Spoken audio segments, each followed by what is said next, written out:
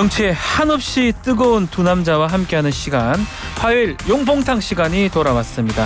국민의힘 김용남 전 의원, 더불어민주당 정봉주 전 의원 두 분 나오셨습니다. 안녕하십니까? 네, 안녕하세요. 김용남입니다. 안녕하세요. 민주당 교육연수원장 정봉주입니다. 감투 한번 쓰더니 되게 강조하시네. 그 또 전 의원 안 붙여줬다고 좀 말씀 자꾸 하셔서 전 의원 전 의원이 좋습니까? 교육연수원장이 좋습니까? 둘 다 좋아요. 근데 이제 전 의원은 곧 뛸 거니까. 네, 전 의원은 좀 한지가 오래되시지 않습니까? 15년 됐습니다. 김용남 의원님은 얼마 됐습니까? 7년 됐죠. 이제 해바뀌면 8년 되는 거예요. 전 의원 한 지. 저는 해바뀌면 16년 되는 겁니다. 네, 두 분 다 이제 이번 총선에서 새롭게 복귀하기를 제가 기대를 하면서요. 자, 국민의힘 혁신위 얘기 먼저 해보겠습니다. 자, 1호 안건이 대사면인데요. 뭐 명분은 통합인 당사자들이 자꾸 반발을 하고 있으면 뭔가 분란이 좀 일어나는 것 같은데 어떻게 보고 계십니까? 김용남 의원님부터요. 그러니까 이준석 전 대표 네. 입장에서는 정확하게 얘기하면 징계 취소죠. 징계 취소. 사면이라는 건 대단히 법률적으로도 그렇고 저는 정치적으로도 정확하지 않은 용어라고 생각을 해요. 그러니까 네. 징계했던 걸 취소하는 건데 이준석 전 대표는 그 정도로 되냐.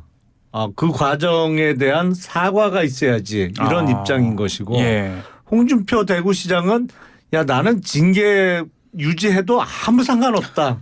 나는 여전히 시장을 할 거고 내 시장 임기는 2026년까지고 네. 그 훨씬 전에 징계 기간은 도과되기 때문에 나는 아무 관심 없다라는 것이고요. 네. 뭐 각자 입장이 다른데 이뇨한 위원장의 그 생각은 그런 것 같아요. 지금 저도 그렇게 생각하는데 우리가 강서구청장 선거에서 40%가 안 되는 득표를 했잖아요. 예. 누굴 뺄 수 있는 형편이 아니에요. 누구를 배척하고 누구를 빼면서 우리끼리 잘해보자 이럴 수 있는 상황이 아니거든요. 진짜 다 뭉쳐도 들똥말똥한 상황이란 말이죠. 네. 그런 의미에서 징계 취소를 통해서 당에 조금이라도 도움이 될 사람들은 다시 다 하나로 합치자는 구상인 것으로 보이고 저도 적극 동의합니다. 자, 그러면 이 두 사람의 속내는 뭡니까? 이준석 전 대표도 좀 말은 다르고 홍준표 시장 같은 경우 더 지금 화가 좀 나 있는 것 같기도 하고요. 이거 보면 이제 지금 그 충돌이 빚어지고 있는데 네. 엄밀히 얘기하면 각 정치인들이 기싸움을 벌이고 있는 거예요. 근데 기싸움을 벌일 땐 그러면은 누구의 기운이 승하고 있고 누구의 기운이 강하고 있는지 네. 오르고 있는지 내리고 있는지를 봐야 되는데 이 판이 누구의 판입니까? 이뇨한 위원장의 판이잖아요. 네. 이뇨한 위원장의 링이에요. 그럼 김기현의 링이고 윤석열의 링이라는 얘기예요. 그러니까 여기서 보면 링을 딱 벗어나잖아요. 홍준표는. 네. 홍준표 시장은 링을 딱 벗어나요. 왜냐하면 니네 링에서 싸우면 내가 불편해. 그 링을 딱 벗어납니다. 근데 이 링에 그냥 빠져버린 게 이준석 대표예요. 노원병의 공천 문제를 갖고 논란이 되잖아요. 그러니까 그 안에 하게 되면 이 문제를 국힘 내부의 문제가 아니라 이것은 정치 구도의 문제라고 하면서 딱 빠져나와야 되는데 홍준표 시장의 워딩은 하나하나가 다 설득력 있고 귀에 꽂혀요. 네. 근데 우상호 의원이 그 얘기를 잠깐 했었죠. 그 정진석 의원하고 대화했다고 하면서 이준석의 가장 강력한 그 정치적 탄압은요. 노원병에 공천하는 겁니다. 그 정책 탄압이다. 탄압이죠. 왜냐하면 떨어질 지역에 내보내는 거거든요. 그걸 공천을 했는데 그걸 뚫고 나간다? 예. 명분이 없잖아요. 정치는 명분인데. 그러니까 이준석 전 대표는 이렇게 대사면이라고 하는 것을 하게 되면 이 링을 벗어나는 다른 구도로 싸워야 되는데 그 구도 안에서 싸움을 걸었어요. 근데 홍준표 시장은 딱 벗어났어요. 빠져나왔고. 예. 웃기지 마라. 니들이 뭔데 사면을 하냐 마냐 하면서 그걸 완전 무시했거든요. 예. 근데 거기는 이준석 대표는 이렇게 들려요. 사면 받고 콜 하나 더.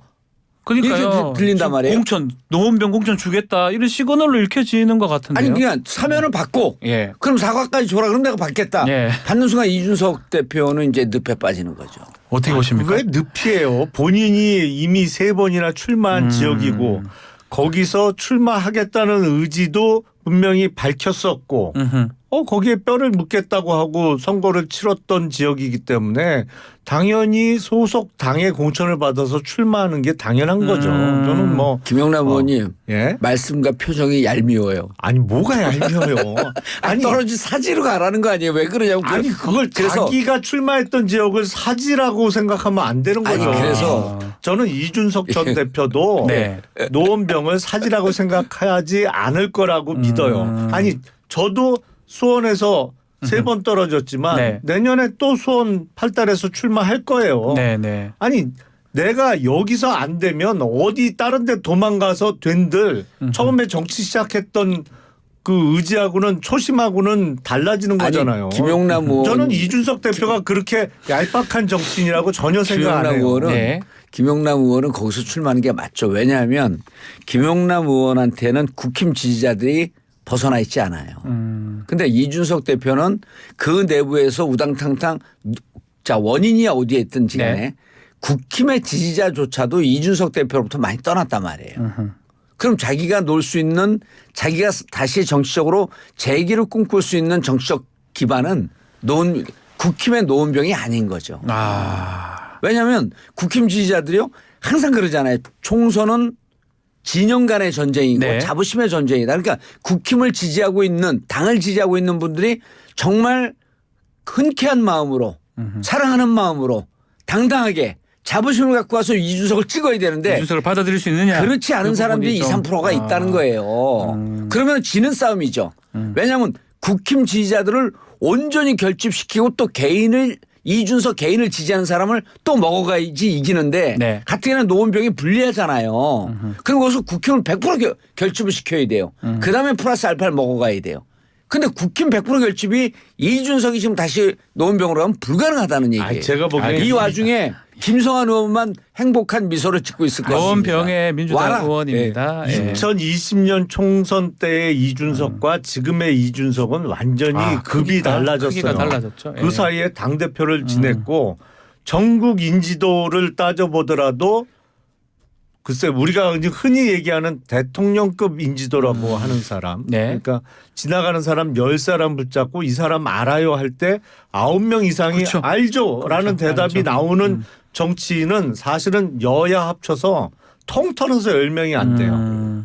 그 중에 한 명이에요. 그러니까 인지도는 완전 탑건이에요. 저는 노원병이 이준석 전 대표에게 있어서 사지라고 전혀 생각하지 않고 예. 정치는 명분이잖아요. 정치인이 자기의 출마 지역을 바꿀 때는 명분이 있어야 돼요. 네. 쉬운 곳에서 더 어려운 곳으로 가겠다는 건 명분이 있어요. 근데 노원병이 어려워서 내가 쉬운 곳을 찾아가겠다?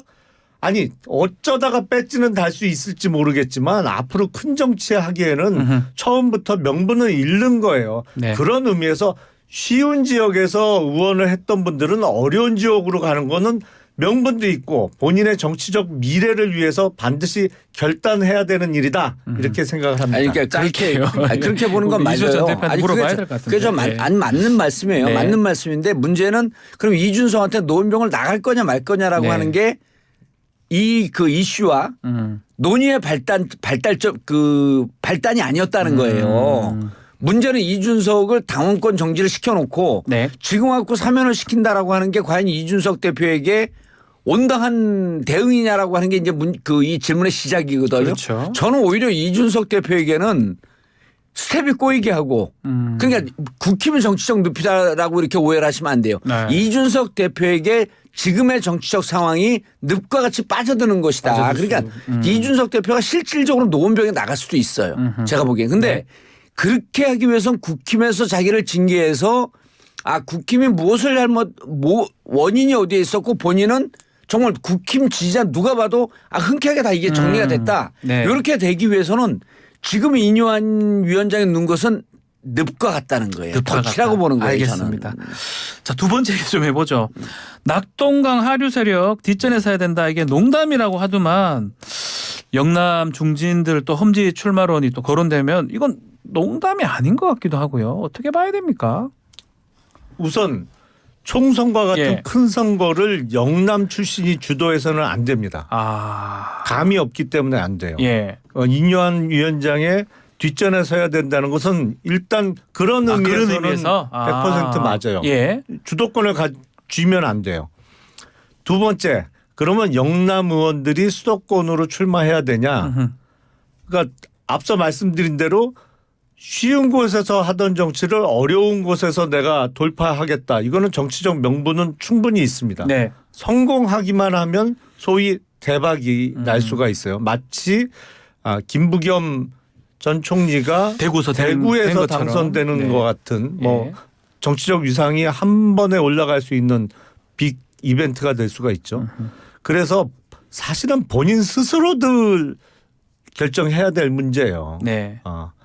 근데 등 떠밀려서 나가면 아무래도 모양새가 그런 것이죠. 그러니까 혁신위원회에서 이름이 거명되기 전에 먼저 손들고 나오면 명분도 얻고 그리고 보다 유리한 선거 지형에서 뛸 수 있는 것인데 등 떠밀려서 나가면 아무래도 모양새 빠지죠.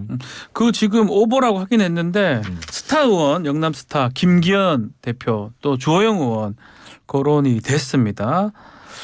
왜 이 두 분일까요? 또 이 두 분은 또 얘기 들었을 때도 어땠는지도 궁금하고요. 이게 이제 요즘 정치에 이게 좀 기형적 현상인데요. 원래 이제 인물 얘기할 때는 세 가지 과정이 있어야 돼요. 네. 처음에는 그 인물에 대해서 물밑 그 설득 작업이 먼저 있어야 됩니다. 설득하고 얘기를 해야 된다. 그다음에 설득과 동시에 그러니까 당근과 채찍이라 그러잖아요. 설득하다 안 들으면 넌 이번에 공천받을 수 없다라고 하는 강압적 당의 그 권위도 있어야 됩니다. 그래서 설득과 권위가 존재해야 돼요. 그러고 난 다음에 언론 홍보가 있습니다. 언론 통해서. 플레이가 있어요. 쉽게 얘기하면 근데 지금 뭐냐면 본인들한테 전혀 아무 얘기도 하지 않고 이뇨한 위원장이 언론 플레이 먼저 해버린 거예요. 이건 도리가 아닙니다. 근데 요즘 양당을 보면 다 이렇게 해요. 먼저 갖고 김기현이나 주호영 이런 분들에게 자 이런 우리가 얘기를 좀 해보고 했어야 된다 이 말이죠. 하는 거예요. 아니, 설득과 그러니까 설득과 권위와 홍보 요 세 가지 축이 같이 돌아가야 돼요. 근데 맨날 먼저 언론에 던져놓고 납니다. 아니 자기 그 서울 수도권 출마하는 걸 언론에서 보는 김기현과 주호영 의원 입장에서 얼마나 황당하겠어요. 예. 그러니까 지금 보면 이뇨한 위원장이 정치를 전혀 모르는 상태에서 정치가 사람이 하는 거지 무슨 기계가 하는 거 아니지 않습니까? 네. 그래서 사람과의 관계를 먼저 생각을 하면서 이분들에게 설득을 해야 되는데 일단 요 과정이 아예 잘못됐다는 거 하나 하고 그다음에 김기현과 주호영이 수도권에 온다 그래서 수도권 유권자들이 이분들 누구지? 이거 감동 없습니다. 그러니까 좀 친윤이라고 하는 분들 그다음에 친윤에서 윤석열 대통령의 성은을 강하게 입은 자들 이런 분들이 오는 거예요. 그러면 그분들이 윤석열 대통령이 수도권에서 자기 명운을 걸고 진짜 한판 붙으려고 하는 거구나. 그러면서 자기의 아바타를 제대로 된 아바타를 세우는구나. 이렇게 돼야 되는데 김기현, 주호영 특히 주호영 의원 같은 경우는 낯설어요. 그러면 김기현은 조금 이해가 되는데 국민이 아까 얘기했던 뭐 이제 김영남 의원이 넘버 10 안에 들어가는 인지도 김기현 농구 선수인가? 예? 아니 정치 저관여층 중간여층은 몰라요. 고관여층들이 아는 거죠. 예를 들었고 국힘 원내대표 아세요? 누구예요? 윤재옥이요. 그 국민들이 잘 모릅니다. 저만 아는 건가요? 예, 그럴 정도로 정치 고관여층들에게나 이해가 있는 사람들을 정치 중관여층 저관여층 이렇게 널리 퍼져 있는 대중들에게 던져놓은 뭔가 감동의 물결이 일 것 같다? 아닌 거예요. 자 그러면 말씀대로라면 장제원 의원이 떠오르거든요. 장제원 의원 같은 분이 부산인데 수도권으로 가는 거 이런 것도 좀 가능성이 있는 건가요? 제가 어제 국회에서 모임이 있었어요. 그 모임에서 어떤 얘기를 했냐면 우리가 왜 스포츠계에 팀보다 위대한 선수는 없다는 말이 있잖아요. 격언 같은 게 있죠. 당보다 중요한 당원도 없습니다. 그 당원이 1호 당원이라도 마찬가지예요. 이 대통령실과 당과의 관계가 수직적으로 적어도 국민들의 눈에 비춰지는데 책임이 있는 사람들은 정치적 책임을 져야 된다라는 말씀을 제가 드렸어요. 이게 정치적 책임을 묻는 방법은 특히 요새같이 총선이 얼마 안 남은 시기에 있어서 정치적 책임을 묻는 방법은 크게 보면 두 가지입니다. 하나는 총선 불출마예요. 또 한 가지는 앞서 얘기한 대로 네. 보다 어려운 곳에서 어려운 출마를 해서 돌파를 하고 당에 도움을 주는 방법으로 자기 일종의 희생을 하는 거죠. 네. 정치적 책임 묻는 방법은 그 두 가지예요. 네. 그러면 여태까지 계속 주장을 해왔잖아요. 이렇게 해도 된다. 이렇게 해도 총선 이길 수 있고 수도권에서 충분히 이긴다. 내년 총선은 윤석열 대통령의 얼굴로 치르면 이길 수 있다라는 네. 주장을 한 분들이 당내에 있단 말이죠. 이른바 친윤 아니면 요새는 신윤 뭐 이런 그룹도 있으니까. 그러면 본인들이 한 말에 책임을 져야 된단 말이죠. 네. 그러니까 저는 꼭 인요한 위원장처럼 영남 다선 의원들만 대상이 된다고 생각하지 않습니다. 예를 들어서 지금 방금 말씀 나온 장제원 의원 같은 경우에는 벌써 3선이에요. 그러니까 그 네. 다선 기준에도 부합하는 것이죠. 그리고 얼마 전까지 사무총장을 지냈던 이철규 네. 전 사무총장 거긴 재선이지만 본인이 강서구청장 선거를 그렇게 기획하고 짰잖아요. 네. 그러면 강원도의 공기 좋은 데서 힐링하시면서 정치하지 마시고 대도시에 나와서 탁한 공기도 좀 마셔가면서 네. 정말 본인이 주장한 대로 이렇게 해도 우리가 총선 이길 수 있다는 것을 몸으로 증명하시라 이거죠. 그런 의미에서 정치적 책임을 제가 거론한 것입니다. 그 당협위원장 그 원내 당협위원장 다녀오신 거죠? 예, 어제 아침에 다녀왔습니다. 그 수직적 관계 고쳐야 한다 이렇게 말씀하셨던 것 같은데 인요한 위원장은 월권하지 않는다 이렇게 또 얘기를 했다고 하면 이거 더 건의를 할 수 없는 상황이다 이렇게 봐야 되는 거 아닙니까? 저는 이 당과 대통령실과의 관계를 재정립하는 게 월권이라고 생각하지 않아요. 왜냐하면 그게 대통령실의 구성이나 운영에 간섭하자는 얘기가 아니잖아요. 네. 대통령실을 대하는 당의 태도를 바꾸자는 것이니까 이거는 철저하게 국민의 힘의 일이죠. 정당의 일입니다. 네. 그리고 정당을 바꾸기 위해서 혁신위원회가 꾸려진 것이기 때문에 이건 혁신위원장의 책무이자 권한인 것이지 월권이라고 저는 전혀 생각하지 않아요. 그리고 그걸 안 하면 네. 단팥 빠진 찐빵이지. 해야 사실 된다, 그것 이런 때문에 말씀이군요. 혁신위원회가 꾸려지면서 이 지경 당의 지금 현재 상황까지 온 건데요. 자, 정봉주 의원님 지금 예. 뭐 여러 지금 험지 얘기도 나오고 있는데 또 한편으로는 그분들 올라와서 서울이나 수도권에 경쟁력이 있느냐 이런 또 주장하시는 분들도 있고요. 선거를 또 잠깐- 나가라고 한 가지만요. 만약에 이렇게 자꾸 나가라고 그러면 그 영남에 있는 중진들은 오히려 예. 탈당이나 이런 거 해가지고 무소속으로 갈 수도 있다. 네. 이런 얘기도까지 나오고 있는데. 후자의 가능성이 더 높겠죠. 근데 아. 이제 이런 거예요. 자꾸만 그 문제를 풀 때는요. 네. 이거 그 단순화시켜야 돼. 이게 전략의 기본입니다. 네. 단순화시키는 건 뭐냐면요. 이런 거예요. 영남권에 있는 유명 인사 셀럽들이 와갖고 수도권에 나와라. 네. 왜? 수도권 선거가 위험하니까. 그래서 수도권은 누가 나와도 떨어지는 분위기가 된다. 왜 떨어집니까 여기에서? 국힘이 잘못하고 있잖아요. 네. 그럼 국힘 누가 어디서 그럼 국힘이 잘못하고 있는 원인을 진단해서 그것을 고치는 게 먼저죠. 그 국힘 잘못을 그대로 놔두고 영남권 있는 의원들이 올라온다? 그럼 국힘의 문제가 해결된다. 그러니까 국민들을 현혹시키고 기망하려고 하는 것만 하니까 이런 걸 갖고 진짜 꼼수라 그러는 거예요. 다른 게 꼼수가 아니고. 자, 이뇨한 위원장이 있을 때 우리가 여기서 그 얘기를 했어요. 네. 이뇨한 혁신위원장이 혁신을 바꾸겠다고 하는 건데 대통령실과의 관계를 바꾸겠다는 얘기냐? 그거 안 바꾸면 혁신이 아니다. 그리고 시기적으로 안 맞다 이 혁신이가. 예. 두 번째, 그럼 유승민, 이준석을 어찌할까 하면서 우리가 이 자리에서 제가 대사면 얘기를 했어요. 네, 맞습니다. 예. 그런데 지금 보면은 가장 원인이 되는 그 여론조사를 해봐도 아니 국민들 인식 속에 강서구의 참패와 지금 국힘이 이렇게 되는 문제는 대통령이 불통의 문제가 있다. 이렇게 딱 정리가 되잖아요. 그럼 대통령의 불통을 해결하면 국힘의 지지율은 올라갑니다. 네. 대통령이 정치 행태를 바꾸면 국힘의 지지율 올라갑니다. 원인은 거기 있는데 그거 얘기할 사람이 아무도 없는 거예요. 아하. 그러면서 다른 것만 자꾸만 문제를 풀려고 합니다. 안 풀립니다. 예를 들어서요. 어떠한 정치적으로 국민들에게 존경을 받는 분들이 있어도 예. 수도권에 나오면 다 떨어집니다. 왜? 대통령이 바뀌어야 되기 때문에. 지금 국민의힘 상황에 대해서. 그러니까 다른 분들을 자꾸만 수도권으로 오는 이상한 해법을 만들지 말고 그다음에 아까 이제 대통령 수직적 관계라는데 여당이나 야당이나 민주당도 대통령 되면 수직적 관계가 돼요. 근데 네. 여기서 당대표는 수직적 관계가 될 수밖에 없어요. 그럼 당대표는 누구 핑계를 대냐면요.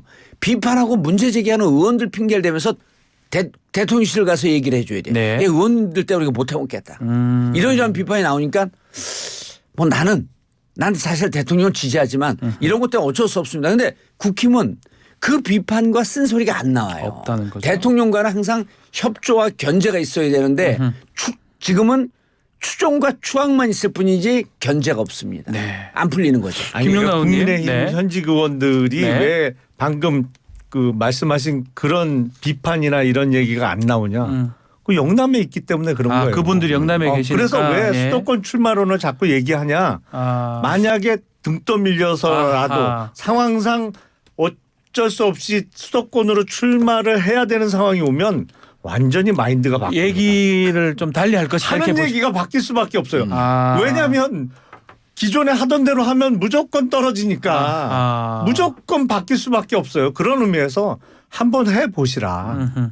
거기 안방 차지하고 거기서 주구장창 선수 쌓을 생각만 하지 마시고 네. 한번 올라와서 해보시라. 본인이 네. 그런 얘기를 하는 거예요. 우리는.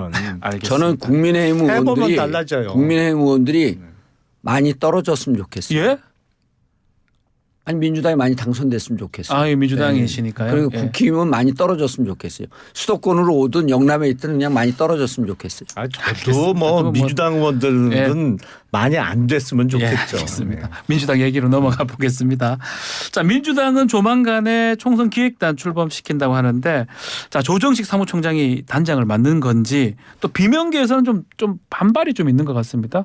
우리 정봉조님께서 한번 정리 좀 해주십시오. 이명계의 반발은 이런 거죠. 지금까지 사무총장 하면서 친명인데 회전문 인사냐 이제 이런 거겠죠. 그런데 앞으로 지난번에도 있는데 이제 총선까지 무엇을 할 것인가라고 하는 걸 항상 봐야 되는데 자 이재명 당대표가 아주 건재하게 있어요. 예. 그럼 비대위로 갈 거냐 말 거냐라고 하는데 비대위는 당대표가 힘이 빠져서 가는 경우도 있지만 실질적으로 당의 외연을 넓히거나 당 내부에 일정 정도의 불협화음이 있을 때 그것을 통합하기 위해서도 비대위로 가는 경우가 있습니다. 예. 비대위가 하나 있고요. 그다음에 공심위는 필수입니다. 비대위는 지난번에도 얘기했지만 선택이에요.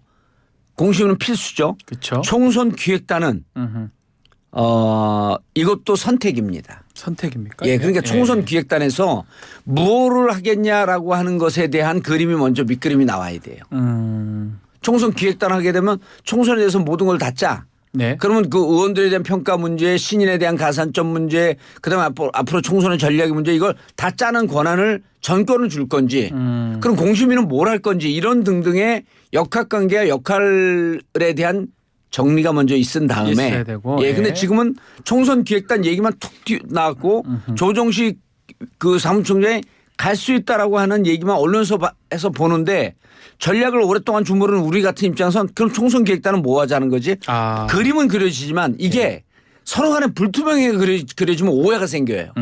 그러니까 비명 쪽에서는 총선 기획단에서 해갖고 결국 반명 날리려고 그런 거 아니야? 라고 뇌피셜로만 자꾸만 생각을 합니다. 그러지 말고 총선 기획단은 뭐를 하기 위해서 총선 기획단이 필요하다라고 하는 게 만약 총선 기획단에 조정식이 내정이 된다고 한다면 네. 특히 비명이나 이런 분들 당 의원들에게 의총을 통해서 먼저 설명하는 과정이 필요한 거죠. 저는 그러고 난 다음에 그럼 누가 적임자가 될 것이냐 이 얘기를 하는 게 맞는 거지. 지금 느닷없이 총선 기획단이 없었던 총선도 있었습니다. 그렇죠. 예. 그래서 이 부분이 조금 좀 낯설게 그 갑툭튀로 느껴져요. 민주당 입장에서 같이 좀 답을 주시면 박정현 전 대덕구청장 지명직 최고위원 임명하면서 비명계들을 본인이 그렇게 얘기합니다. 도마의 생선에 비유하기도 하고 여러 상황에 볼 때 특히 또 국민의힘에서 봤을 때 여당에서 봤을 때 이런 상황 어떻게 보고 계시는지요? 그러니까 지금 비명계 의원들은 파리 목숨이 된 거예요. 자, 이재명 대표에 대한 체포동의안이 국회에서 가결되는 순간 어떻게 됐어요? 그날 밤에 긴급 의총을 열어서 박강원 원내대표 끌어내렸어요. 그러면서 지명직 최고위원과 사무총장이 사퇴를 했는데 친명계인 조정식 사무총장의 사퇴는 반려됐어요. 예. 그러면서 비명계가 차지했던 지명직 최고위원에 대해서 또 친명계인 박정현 전 구청장을 임명을 하고 네. 원내대표도 친명계인 홍익표 원내대표가 새로 선출됐단 말이죠. 그러니까 체포동의안 가결을 통해서 비명계는 핵심에서 그나마 얼마 안 되는 자리에 있었던 것도 원내대표와 지명직 최고위원회에서 빠지면서 그 자리를 친명이 채웠던 것이고 총선과 관련해서 별다른 권한이 없는 정책위 의장 하나 비명계에 주면서 생색을 내고 있는 상황이란 예. 말이죠. 그러니까 비명계 입장에서는 야 이번 총선 공천 과정에서 비명계를 치기 위한 사전 정지 작업이 이제 다 끝났구나. 이제는 그냥 이 목숨줄을 친명의 손에 맡기는 수밖에 없는 상황이 된 것이죠. 근데 민주당 같은 경우는 항상 똑같은 얘기를 하던데 시스템 공천이 정착이 됐기 때문에 다 경선 붙여줄 거다. 시스템 이렇게. 공천을 한다, 경선을 한다고 치잔 말이죠. 이제 곧 민주당이 현역 의원에 대한 평가가 있습니다. 평가에 예. 정량적 그 수치가 반영되는 부분도 있습니다만 특히 뭐가 있냐면 의원 상호 간의 평가가 있어요. 의원은 지금 절대 다수는 친명계예요. 친명계 의원들이 동료 의원이지만 비명계 의원에 대한 평가를 안 좋게 주거나 이런 아하. 식으로 하위 20%의 비명계 의원들을 배치시키면 경선에서 그러니까 뛰는데 모래주머니를 다리에 차고 뛸 수밖에 없는 상황을 얼마든지 만들 수 있는 거예요. 그러니까 경선한다고 반드시 페어하다? 아니 전혀 장담이 안 되죠. 정봉주 의원님. 이제 일부는 맞고 일부는 틀린 말씀을 하셨는데 네. 지금 의원들에 대한 평가가 여러 절차가 있는데 대부분이 다 마무리가 됐습니다. 그 남아있는 게 이제 한두 가지 절차밖에 안 남아있는데 자 이런 거예요. 가장 이제 점수가 제가 알기로는 배점이 높은 것 중에 하나가 지금 이제 남아있는 게 보좌관들의 평가, 당직자들의 평가, 당원 간의 의원들 간의 상호 다면 평가가 예. 있는데 요게 배점이 아마 좀 높은 거로 알고 있어요. 근데 의원 간의 다면 평가는요. 담합하기가 쉽지가 않습니다. 예를 들어서요. 친명 쪽에서 누구 의원을 죽이기 위해서 저 의원 점수를 좀 낮게 주자. 네. 그럼 비명이 지금 50명에서 60명쯤 됩니다. 그분들이 오히려 똘똘 뭉쳐갖고 자기들 점수 많이 주자라고 하는 거는 그게 되레 담합이 가능해요. 근데 친명 쪽에서는 그 말이 나가는 순간 또 친명도요.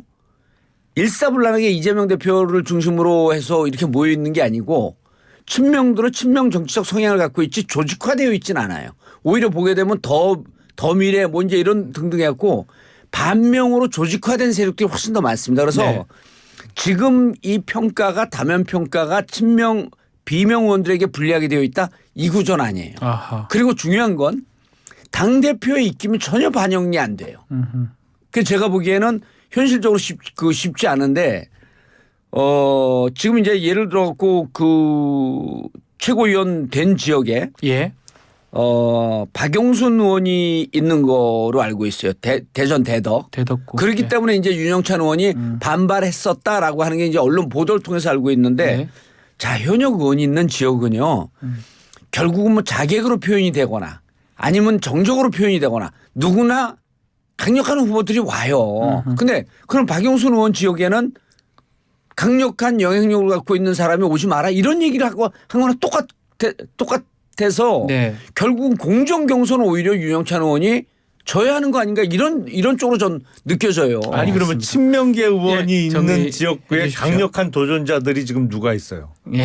그러니까 모든 건 결과가 말해주는 예, 거예요. 알겠습니다. 지금 상황이 그렇고 결과 나와보면 알겠죠. 하위 20%의 비명계 의원들이 많이 포진하는지 친명계 정리 의원들이 이제 많이 해주셔야 될 것 그리고 같습니다. 저기 하위 예. 10% 20% 30%도 예. 룰이 아직 결정이 안 됐어요. 안 됐다. 예. 그래서 저런 걸 갖고 너무 민주당을 음해하는 알겠습니다. 이런 말씀을 네. 그 꼭두 새벽부터 하는 알겠습니다. 것은 저는 음해는 안 해요. 꼭두 새벽부터 그렇게 하는 건 건강에 좋지 않으니까. 객관적인 사실만 이야기합니다. 정치는 민주당이 건강, 됐던 국민의 정치는 힘이 건강을 잘 됐던. 지켜야 되니까 알겠습니다. 꼭두 새벽부터 안 좋은 얘기하는 건 건강에 안 좋습니다. 8시 반에 꼭두 새벽이라고 하시면 자, 오늘 오늘 꼭두 새벽입니다. 용봉탕은 이제 꼭두 새벽부터 해서 마무리를 하도록 하겠습니다. 정봉주, 김용남 전 의원 두 분 감사합니다. 예, 감사합니다. 네, 고맙습니다.